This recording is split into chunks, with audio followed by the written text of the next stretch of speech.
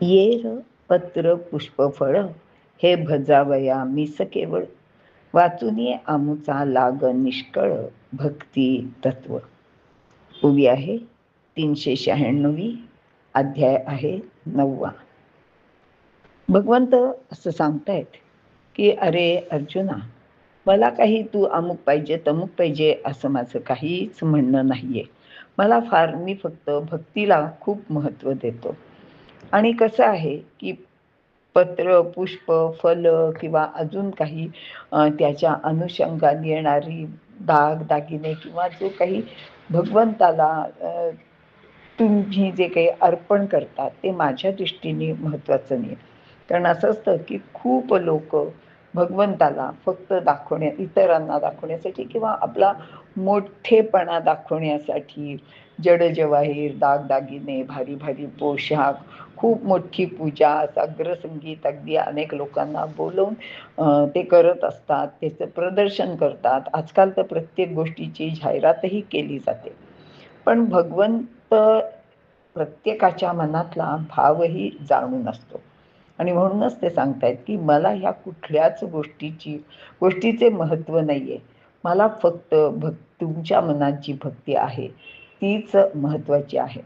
आणि त्याच्याच अनुषंगाची आजची एक गोष्ट आहे, ती गोष्ट आहे द्रौपदीच्या भक्तीची. पांडव 12 वर्षाच्या वनवासात होते. त्यावेळेला धर्मराजाने सूर्याची उपासना केली होती आणि सूर्याने त्याला एक अक्षय पात्र दिलं होतं. त्या पात्राचं वैशिष्ट्य असं होतं की तुम्हाला जे काही हवं ते अन्न त्यातून मिळायचं आणि भरपूर मिळायचं, जेवढं हवं तेवढं मिळायचं. त्याच्यामुळे धर्मराजांच्याकडे ते वनवासात असले तरी सुद्धा तिथे अनेक ब्राह्मण ऋषी मुनी पांथस्थ रोज जेवून जायचे. अगदी रोज तिथे पंक्तीच बसायच्या असं म्हणा तुम्ही. फक्त या पात्राबद्दल सूर्यानी एकच सांगितलं होतं की हे बघ बाबा, हे पात्र तुला हवं ते दे, पण याची एक अट आहे. द्रौपदी ही गृहिणी आहे, ती घरातली अन्नपूर्णा आहे. सर्वांच्या भोजनानंतर तिने स्वतः भोजन केलं आणि मग हे पात्र तिने धुवून रिकामं करून पालथं घातलं की मग मात्र दुसऱ्या दिवशीच्या सूर्योदयापर्यंत ह्यातून एकही पदार्थ तुम्हाला मिळणार नाही. अर्थात त्यांनी काहीच बिघडत नव्हतं, कारण रोजच 12च्या वेळेला अनेक लोक येऊन जेवून जात होते. पण आज काहीतरी भलतंच घडलं. द्रौपदीचं जेवण झालं आणि ती थोडीशी निवांत, आपण ज्याला म्हणतो टेकली किंवा बसली विश्रांती घेण्यासाठी. तेवढ्यात एक ऋषी कुमार धावत धावत आला आणि त्यांनी धर्मराजांना सांगितलं की दुर्वास ऋषी त्यांच्या खूप शिष्यांना घेऊन तुझ्याचकडे येतात. ते आता नदीवर स्नानाला गेलाय आणि स्नानानंतर ते इथे भोजन करून विश्रांती घेऊन उद्या सकाळी त्यांच्या पुढच्या मुक्कामाला जाणार आहेत. तर ते स्नान करून परत येईपर्यंत त्यांच्या भोजनाची सिद्धता तू करून ठेव. आता खूप मोठा प्रश्न निर्माण झाला होता, कारण द्रौपदीचं तर जेवण झालं होतं, ते पात्र धुवून पालथं घातलं होतं.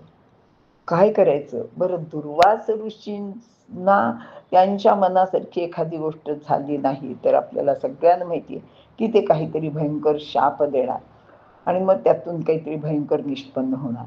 आता धर्मराजासह द्रौपदी सगळेच घाबरले होते. आणि मग आपल्याकडे एक म्हणे की नाही की निधानीचा पांडुरंग. तर तिने नेहमीप्रमाणे भगवान श्रीकृष्णाचं अगदी मनापासून अंतःकरणापासून स्मरण केलं. त्याचा मनातल्या मनात धावा केला आणि सांगितलं की भगवंता, आता नेहमीप्रमाणे तूच या संकटातून मला सोडवायला ये. तुझ्याखेरीज मला कोणीच नाहीये, नाहीतर आज काय होईल मला माहिती नाही. आता त्यावेळी कृष्ण होता द्वारकेला, पण द्रौपदीची हाक त्याच्यापर्यंत पोचली आणि कृष्ण आला आणि म्हणाला, द्रौपदी अगं तू कुठे आहेस? मला प्रचंड भूक लागली, मला ताबडतोब काहीतरी खायला दे. आता मला ना अगदी उभं सुद्धा राहत नाही, भुकेने फार व्याकुळ झालं.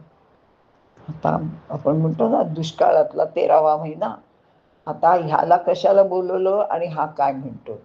तर द्रौपदीला तर काही कळेना. ती म्हणली, अरे बाबा, मी तुला कशाला इथे बोल, ते तू मला कशाला बोललंस ते तू सगळं नंतर सांग, मला ऐकायला सुद्धा आता वेळ नाही, मला आता प्रचंड भूक लागली, मला काही ना काहीतरी तू एवढं सकाळी ना खायला दे. तर ती म्हणते की अरे आता घरात इथे काही नाहीये. तो म्हणला, ती तुझी अक्षय थाळी कुठे आहे, ती ती आण बरं, त्याच्यात काहीतरी शिल्लक असेल ना, माझ्यासाठी तू काही ठेवलं नाहीस, असं कसं होईल. म्हणजे अरे नाही रे, आत्ताच ते सगळं धुवून मी पालथी घातले, तिच्यात आता काहीच मिळणार नाही उद्या सूर्योदयापर्यंत. तो म्हणला, नाही नाही, त्याच्यात नक्की काहीतरी आहे, तू माझ्यापासून काहीतरी लपवतेस, तू आण बरं, मला आणून तर दाखव, रिकामी तर रिकामी, तू माझ्या समोर ती ठेवून तरी. शेवटी द्रौपदी नाईलाजाने उठली आणि तिने ती थाळी आणून त्याला दाखवली. कृष्णाने पण बघितलं, खरंच त्याच्यात काही नव्हतं. पण आता द्रौपदीच आपल्याला सत्वरक्षण करायचं आहे आणि भगवंताला काय अशक्य आहे. अहो, त्यांनी विरंचीला वेड लावलं होतं, त्याच्यासाठी काय आपण म्हणतो ना, वासरं, गाई, गुरं, गोपाळ सगळ्यांचा स्वतःच त्यांनी वेश घेतला होता, किंवा ते स्वतःच त्यांनी सगळ्यांचं रूप घेतलं होतं. आता ह्या थाळीत अन्न निर्माण करणं त्याला काहीच अशक्य नव्हतं. आणि त्यांनी त्या थाळीत असं नीट निरखून बघितलं आणि त्यांनी नजरेनंच त्याच्यात एक भाजीचं पान निर्माण केलं. आणि तो म्हणला, अगं काय द्रौपदी, हे बघ की ह्याच्यात भाजीचं पान आहे, दे की मला, काय चिकूपणा करते. भाजीचं पान, अगं हे बघ, तुला दिसत नाहीये का. बघतात तर खरोखर त्याच्यात एक छोटस भाजीचं पान होतं. कृष्ण म्हणाला, तू तेवढं तरी मला दे, म्हणजे मला जरासं तरी काही आपल्याला पोटाला आधार आहे. तर ह्या द्रौपदीला काही कळेना. ती म्हणजे, काय रे कृष्णा, तू काही काय बोलतोस, एवढ्याशा पानांनी तुझं काय होणार आहे. अगं पण दे ना, तेवढंच ते बुडत्याला काडीचा आधार मला. तर तू ते पान देते, पान ती देते, त्याला नमस्कार करते आणि तिथं अगदी गपचूप उभी राहते. आता तिच्या डोळ्यातनं अश्रुधारा व्हायला लागलेल्या असतात की आता काय होईल. आत्ता 5 मिनिटात ते दुर्वास ऋषी इथे येऊन उभे राहतील आणि ह्याचं तर इथं आल्यावर भलतंच काहीतरी चाललं आहे. हा सुद्धा आज माझा अंतच पाहायला जणू आल्यासारखा वागतोय. आता कृष्णांनी ते पान खाल्लं मात्र. तो म्हणला, हा, आता माझ्या जीवात जीव आला. काय म्हणत होतीस, कोण येणार आहे तुझ्याकडे, ते दुर्वास ऋषी. अगं नाही नाही, ते येत नाही, ते बघ गेले, परस्पर गेले, मी सांगतो तुला, इथं बसून मला दिसत आहे. म्हणले, अरे नाही, आत्ता त्यांचा शिष्य येऊन इथं सांगून गेला होता. अगं नाही येणार.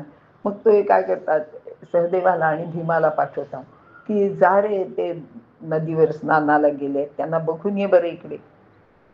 तर ते जातात. तर तेव्हा ते दुर्वास ऋषी स्नान करून बाहेर आल्यावर त्यांची सगळ्यांची पोटं इतकी, म्हणजे कृष्णाने जेव्हा इकडे पान खाल्लं त्याबरोबर त्यांची सगळ्यांची पोटं आपोआप भरली, इतकी की आपण म्हणतो ना, पोटाला आता तड लागली आहे, जागा नाही आता पोटात काही शिल्लक, म्हणजे काही घालायला अजिबात जागा नाही आहे. ते असे पोटावरनं हात फिरवत फिरवतच नदीच्या पात्रातनं बाहेर आले. आणि भीम आणि सहदेव त्यांना म्हणाले की महाराज, तुम्ही जेवायला त्यांना. ते म्हणले, नाही रे बाबा, नाही, आता आम्ही जेवलो ना तर ते शक्यच नाही आम्हाला, आमची पोटं भरली आहेत, आता आम्ही इथूनच पुढच्या प्रवासाला जातो, म्हणजे मुक्कामाला आम्ही रात्रीच्या आत पोहोचू. असं म्हणून दुर्वास ऋषी तिथून परस्पर पुढच्या मुक्कामाला निघून गेले. भीम आणि सहदेव परत आले, त्यांनी झालेली हकीकत सांगितली. आता कृष्णांनी त्यांना सांगितलं की आज हे दुर्वास ऋषी का तुमच्याकडे आले ते तुम्हाला माहिती आहे का. हे दुर्वास ऋषी इतके दिवस हस्तिनापुरात होते आणि ते दुर्योधनाचा पाहुणचार घेत होते. दुर्योधनाने त्यांची इतकी मन लावून सेवा केली, इतकी मन लावून सेवा केली की हे ऋषी जसे रागीट आहेत तसे ते थोडे भोळे पण आहेत. तर ते म्हणले की दुर्योधना, तू माझे चांगलीच खरं सेवा केलीस, मी अगदी संतुष्ट झालो आहे, सांग बरं मी तुझ्यासाठी काही करू शकतो का. दुर्योधन म्हणाला की हा, माझ्यासाठी काही करायचंच असेल तर पांडव इथून अमुक अमुक ठिकाणी वनवासात आहे, आता तुम्ही अशा वेळी त्यांच्याकडे भोजनाला जा की तोपर्यंत द्रौपदीचं जेवण झालेलं असेल आणि मग पुढे काय होईल ते बघूया. कारण दुर्योधनाला खात्री होती की दुर्वासांना जर जेवण मिळालं नाही तर ते ह्यांना नक्कीच शाप देतील आणि मग आपलं काम परस्परच भागेल. पण तसं काहीच झालं नाही. ह्यावेळी सुद्धा कृष्णानीच त्यांना सहकार्य केलं.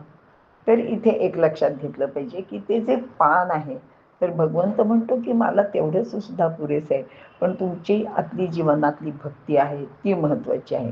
आणि अशीच अजून एक ह्या पानाची गोष्ट आपल्याला माहिती आहे की एकदा सत्यभामेने भगवंताची तुला केली होती.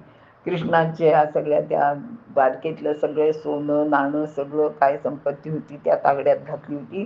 कृष्णाला एका बाजूला बसवलं होतं आणि काही केल्या काही ती त्याची तुला होत नव्हती. त्याच्या बरोबरी त्या सोन्या नाण्याचं काहीच वजन होत नव्हतं. आणि शेवटी रुक्मिणी तिथे येते आणि भक्तिभावाने ती एक तुलसी पत्र त्याच्यावर ठेवते आणि ते तुलसी पात्र ठेवल्याबरोबर ते तुलसी पत्र ठेवल्याबरोबर भगवंताची तुला होते. असं ह्या पत्राचं म्हणजे ह्या पानाचं महत्व आहे. पण पान कसं पाहिजे तर ते भक्तिभावाने दिलेलं पाहिजे. त्यातला भक्तिभाव महत्वाचा आहे. आणि भगवंत नेहमीच सांगतो की आम्ही भावाचे पाहुणे भलते या. आम्हाला बाकी काहीच महत्वाचं नाहीये तुम्ही मला काय दिलं, कारण की तो म्हणतो मला हवंय काय, तर तो सगळ्यांना देणारा आहे. सगळ्या जगाचा अन्नदाता तो आहे, तो पालन करता आहे. अहो लक्ष्मी त्याच्या पायाशी बसलेली आहे. लक्ष्मी तुझे पायातळी असं आहे. तर इतकं सगळं असताना तो तुमच्याकडे कशाला काय मागेल, तुमच्याकडनं कशाची अपेक्षा करेल, त्याला काहीच नको. तो फक्त तुमची भक्ती किती आहे याची मात्र निश्चित परीक्षा घेतो आणि ती परीक्षा घेतल्याखेरीज तुम्हाला तो प्रसन्न होत नाही. असंच ह्या ओवीच्या मधला भाव आहे